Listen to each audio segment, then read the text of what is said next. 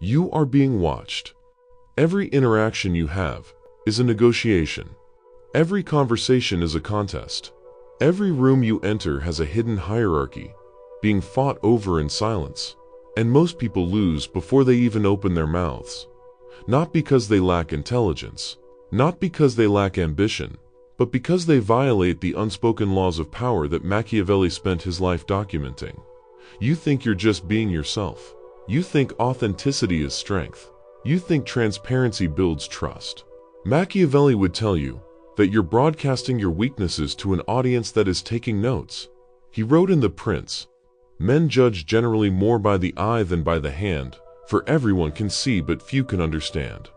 Translation: what people see matters more than what is true. And if what they see is your raw, unfiltered reality, you've already lost. Most people sabotage themselves not through malice, but through exposure. They reveal too much. They react too quickly. They explain too eagerly. Today, we're going to fix that. There are 9 behaviors that turn you into prey in social situations. 9 mistakes that signal to the predators in the room that you can be exploited, controlled, or dismissed. Some of these you do every single day. Some of them you've been taught are virtues. They're not. They're vulnerabilities, disguised as honesty. By the end of this, you'll understand how to move through the world like a closed system. Information goes in, but nothing leaks out. People will sense the shift. They'll feel the gravitational pull of someone who has stopped performing and started observing. The ancient strategists knew this. The Stoics practiced it. Machiavelli codified it. You're about to learn it. This isn't about becoming cold or calculating. It's about becoming sovereign.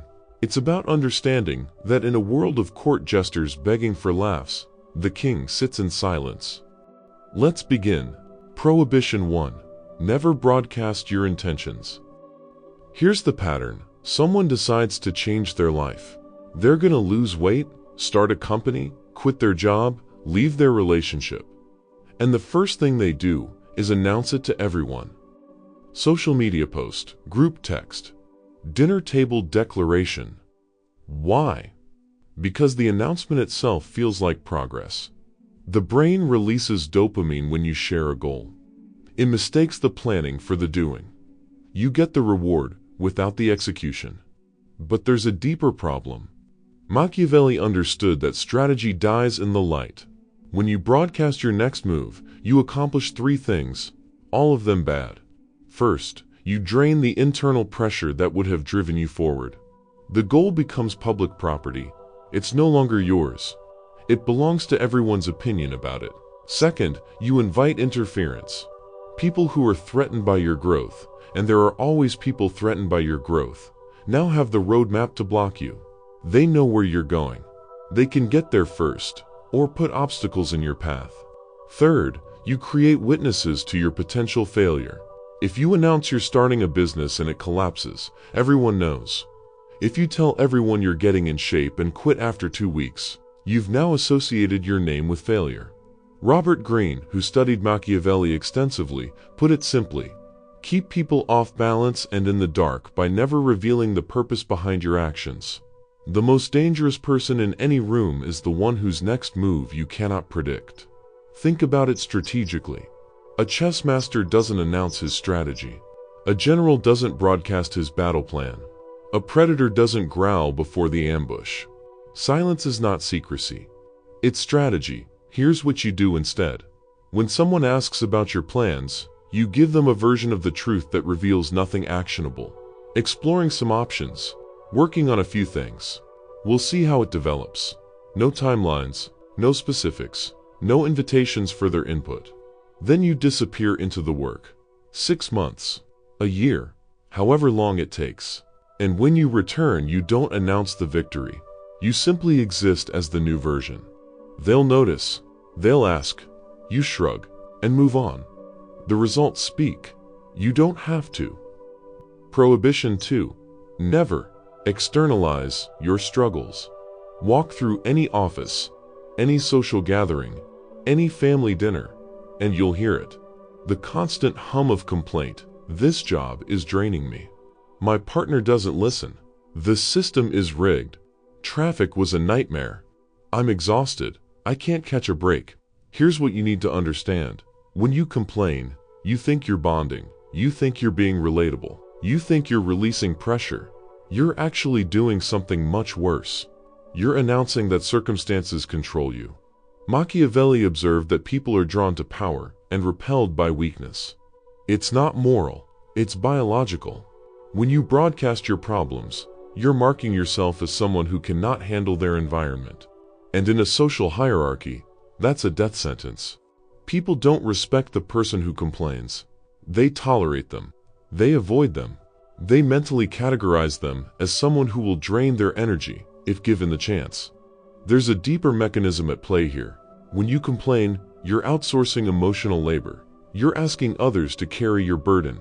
Most people will do it once, maybe twice. But over time, they'll start crossing the street when they see you coming. This doesn't mean you pretend everything is perfect. It means you choose your audience. A therapist is paid to help you process. A close mentor has earned the right to hear your struggles. Your coworkers, your acquaintances. The public, they have not. The Italians have a concept called sprezzatura. It means making the difficult look effortless. It's the art of suffering without showing the strain. When someone asks how you're doing, you don't lie. You just don't bleed on them. 3 responses that communicate control, making progress, handling it, one day at a time. All 3 acknowledge reality without weaponizing vulnerability. If your life is on fire, let them see smoke, not flames. Handle your crisis in private. Emerge with solutions, not stories. The person who carries weight without broadcasting the struggle commands respect. The person who broadcasts every setback becomes background noise. Prohibition 3. Never let them see you break.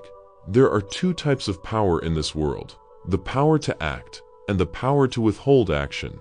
Most people think strength means aggression, raising your voice, slamming doors, making threats, getting physical. That's not strength. That's loss of control, dressed up as dominance. Real power is the ability to absorb a provocation and respond with calculated precision, or not respond at all. When you explode in public, screaming at someone in traffic, losing it in a meeting, having a meltdown at a restaurant, you're not showing strength. You're showing your off switch. You're showing exactly what breaks you. Machiavelli warned that a ruler must be feared, but never hated. And nothing generates hatred faster than erratic emotional volatility. When you lose your temper, you become predictable.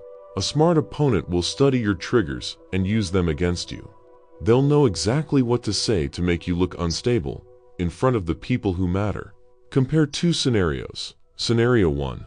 Someone insults you. You explode. You yell. You make a scene.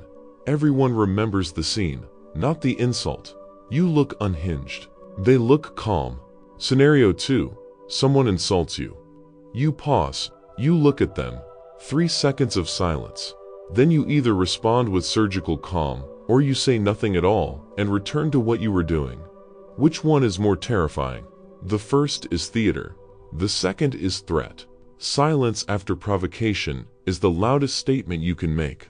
It says, "You're not worth my energy." It says, "I'm deciding whether you're even worth a response."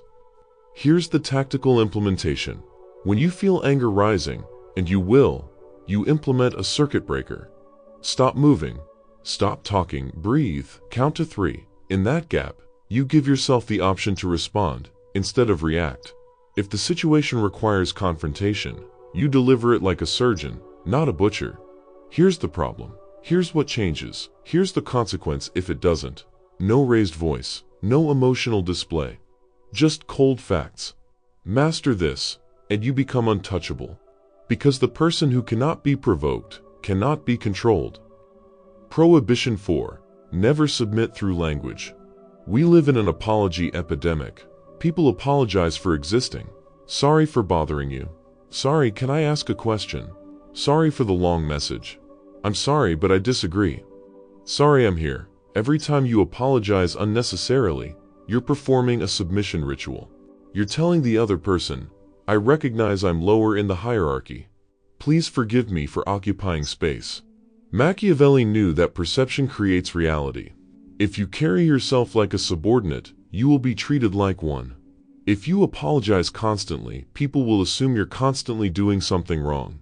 Here's the distinction: an apology is appropriate when you've caused actual harm, when you've broken a commitment, when you've wronged someone. But apologizing for having needs, for having opinions, for taking up space, that's not politeness. That's self-sabotage.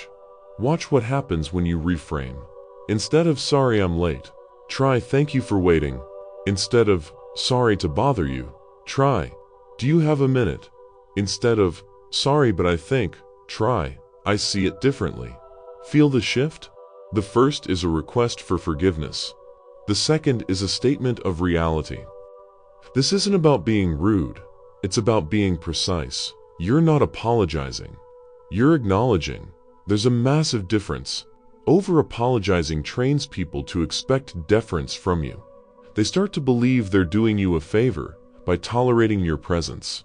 And once that dynamic is established, it's nearly impossible to reverse. Here's your protocol. For the next 30 days, count how many times you say sorry. Every time you catch yourself about to apologize, ask, did I actually do something wrong? If yes, apologize sincerely. If no, rephrase. You'll be shocked how often you apologize for nothing. And you'll be even more shocked by how differently people treat you when you stop. Prohibition 5. Never make your wealth visible. Money is the most dangerous topic in human interaction. Show too little, and you're dismissed. Show too much, and you're targeted. Machiavelli understood this paradox. He wrote, "Men are less concerned about offending someone they have reason to love than someone they have reason to fear." Translation: people will forgive many things, but they will not forgive you for making them feel poor. If you're struggling financially, the world reads it as incompetence. Fair or not, poverty signals an inability to navigate the system. People distance themselves from it because they fear it's contagious. If you're wealthy and you broadcast it, watches on Instagram, receipts from expensive restaurants, luxury cars in every photo, you're not impressing anyone. You're humiliating them. You're forcing them to compare their reality to yours. And envy is the most destructive emotion in the human arsenal. It turns friends into enemies. It makes people root for your downfall. It puts a target on your back for lawsuits, theft, and social destruction. True wealth doesn't announce itself. It whispers. The elite understand this. They wear quality over logos. They drive comfortable cars, not compensatory ones. They live well, but they don't perform wealth for an audience. Here's your strategy: financial ambiguity. If you're broke, look clean, organized, and purposeful. Don't look desperate. Don't look defeated. Look like someone in a temporary phase, not a permanent state. If you're winning, look comfortable, but not excessive. Dress well, but don't dress loud. Live well, but don't broadcast it. The goal is to make people assume you're doing fine, without ever knowing the details. This protects you on two fronts. The parasites who want to borrow money can't approach you if they don't know you have it. The predators who want to take your position can't target you if they don't know what you're worth. Your bank account is a weapon. The moment you reveal it, you've given away your ammunition. Prohibition 6. Never contribute to the rumor mill. Gossip is social currency for people who have nothing else to trade. When someone comes to you with information about a third party, they're not bonding with you. They're testing you. They want to see if you'll trade information back. They want to see if you can be trusted. And here's the paradox. The moment you gossip back, you've failed the test. Think about the psychology. When someone tells you secrets about another person, what's your first unconscious thought? If they're talking to me about them, they're talking to them about me. You immediately distrust the gossiper. You mark them as unreliable. You make a mental note to be careful around them. Machiavelli warned that a prince must never be seen as frivolous or malicious. Gossip makes you both. It makes you look petty. It makes you look like you have too much time on your hands. It makes you look dangerous in the wrong way. But there's a deeper strategic error.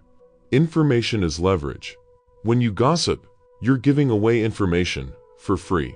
You're leaking intelligence that could have been used to your advantage later. A Machiavellian operator listens to gossip, but never contributes. They become a vacuum.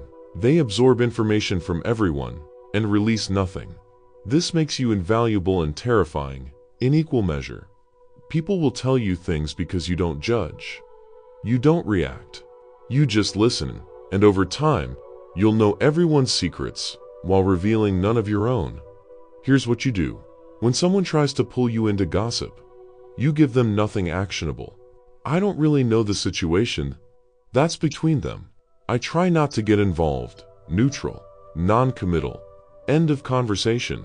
And if you truly need to neutralize an enemy, you don't badmouth them in public. That makes you look obsessed. You let your actions handle it. Quietly.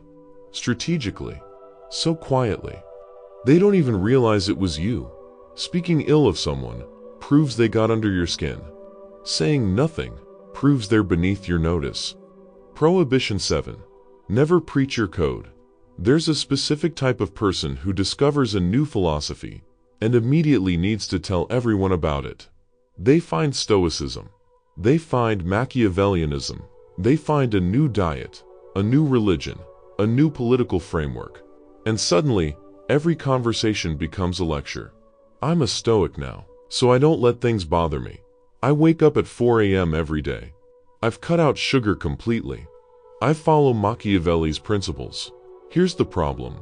The moment you announce your code, you've created a performance that you have to maintain. Marcus Aurelius, the Stoic emperor, put it perfectly. Waste no more time arguing what a good man should be. We won. When you broadcast your standards, you give the world a checklist to audit you against. And you will slip. Everyone slips. And when you do, they'll call you a hypocrite. They'll point and laugh. And they'll be right. Machiavelli advised appearing virtuous while maintaining flexibility.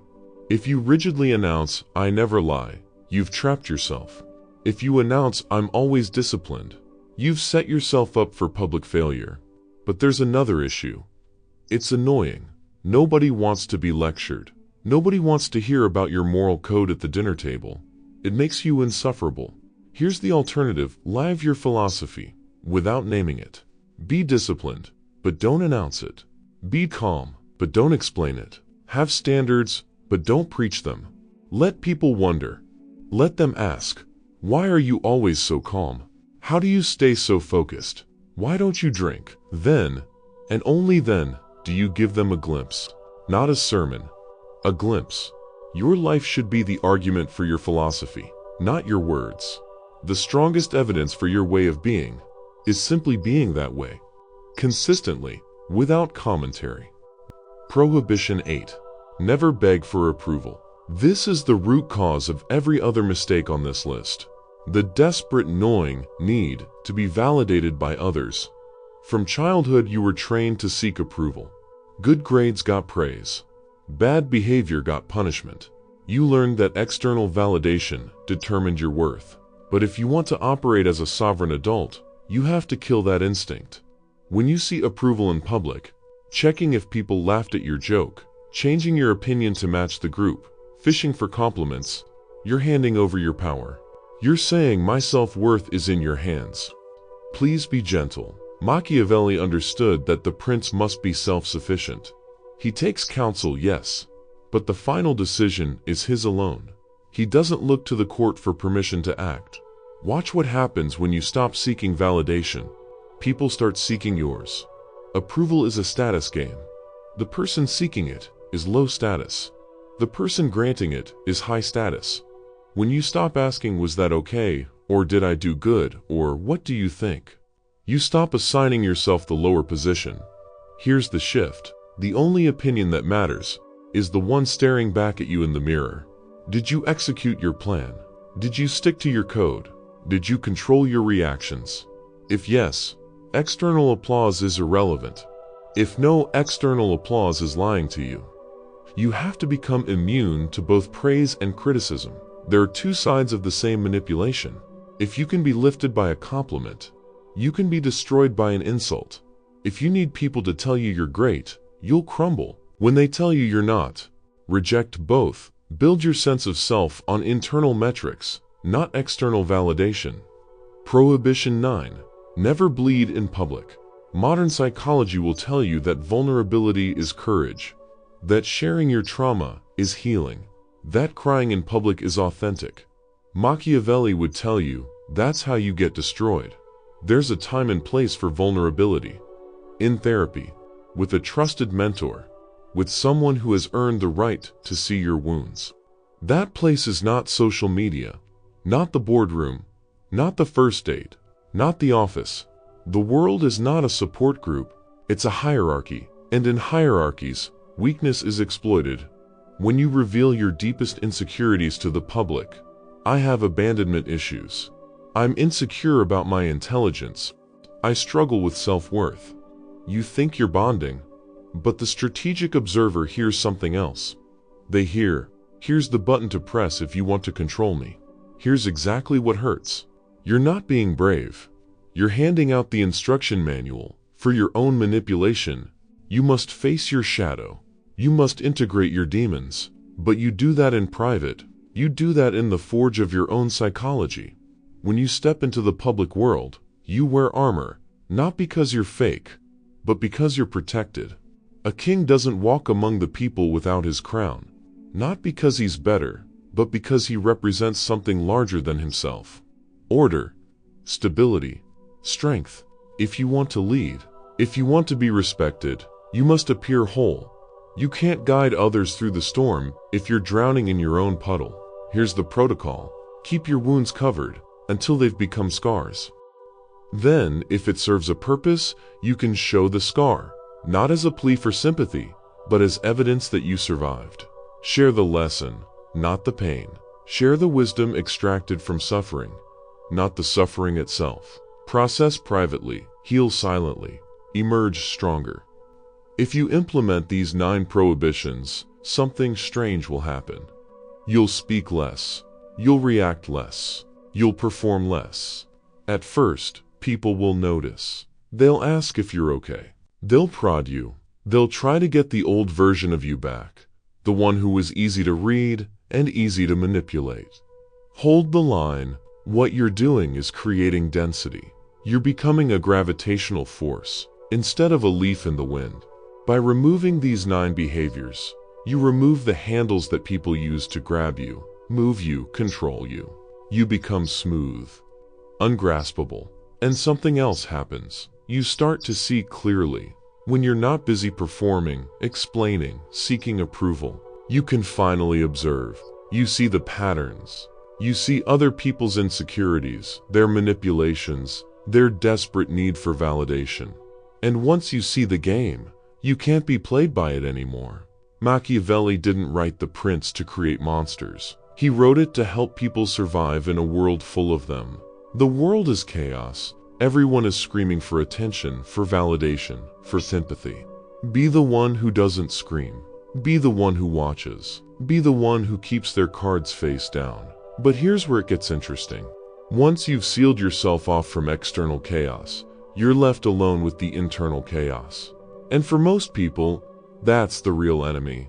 You've learned to protect yourself from the world. But who protects you from yourself? Who governs the kingdom when it's just you and your thoughts in the throne room? That's the next battle. That's what we explore next. Subscribe. Because external discipline means nothing if your internal world is at war.